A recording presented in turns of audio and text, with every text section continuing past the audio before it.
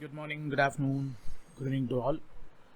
Welcome back to Excel User Series 4.2 video number 9, and I'm adding this video as a hack 2. This is hack number 18 in our iSelf Academy snippet channel. In this particular video, this is not going to be a longer video, probably it won't be a shorts either. It's going to be a Spark shorts for us where our dataset will go for around a minute or two here.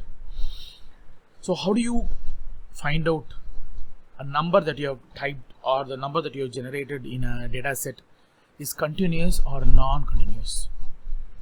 So in a smaller data set we can easily identify that, but in a larger data set, if I miss anything, I may not be able to find out.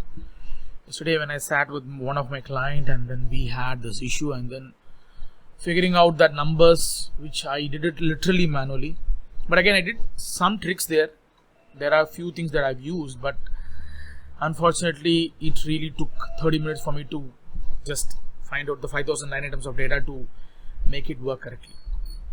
This is where I'm going to use a conditional formatting in a next level, and which really helps you to find out whether the data is continuous or non-continuous, and this is going to become a growing data set for you without a table. I didn't work out on the other versions. I'm at the moment working on Office 365 apps for enterprises. So in this it is working for me. So this is the data set that I have at the moment now. Now if I see this data set, I want to color wherever the data set comes as continuous here. Probably when I select this range 1 to 10, I know that I type the number continuously here. So that's going to give you the coloring component for you. This will work for me in two different ways. One is if there is a continuation breakup happens, then I can know that that line will not be colored, and then if the continuation continues, then the colors will be continued after the feature data set. Let's see how to do that. So we all know how to work with conditional formatting. If you don't know, I will add a basic conditional formatting video that I've added in my basic Excel courses. I will add that in the description or in the iCard above.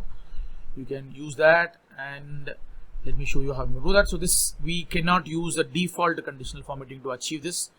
If you want to achieve this, you have to use the new rule option in conditional formatting. So when I come back to my selection, go back to conditional formatting and then say new rules here, and then use the last option in the data set called use a formula to determine which cell to format.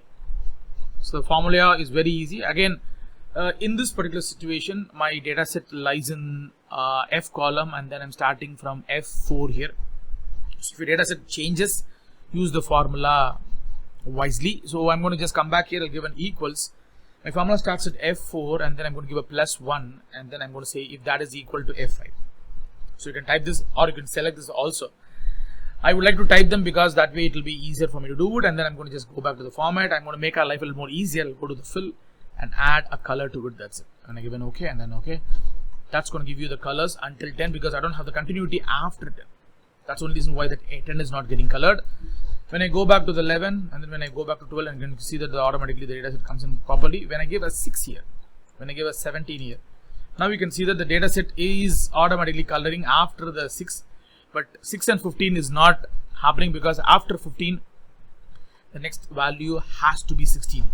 If it is 6, the break is happening after the 15, so it denotes that by non-coloring the data set. If I add a 16 here, you can see automatically the colors will happen continuously, and if I make a 7 here, then the continuation is breaking here in the previous cell and as well as the next cell. Wherever we have the duplicates, we would have found out with easily, but non-continuous data set in a conditional formatting, which allows us to understand the data better, and you can create that by using the conditional formatting with a simple rule here. This is the rule that I wanted to add in my data set, and this is the rule that it would look like. So I'm going to write a formula here. The cell reference is where it starts, and the next cell references, and you have to add an 1 to it because if the number is continuously going on, by that way you can find out where the non-continuation is breaking or where there is a non-continuous data set comes into play. This is Vinod signing out from my Self Academy YouTube channel, Excel User Series 4.2, video number 9, and our hack 18. If you want to know more about our hack, anyway, I'll be adding at the last fag end of our video. I'll add this. So you can see all my hacks, which is not just in Excel, even few of them I did it in Power BI desktop too. Thank you so much. Happy learning.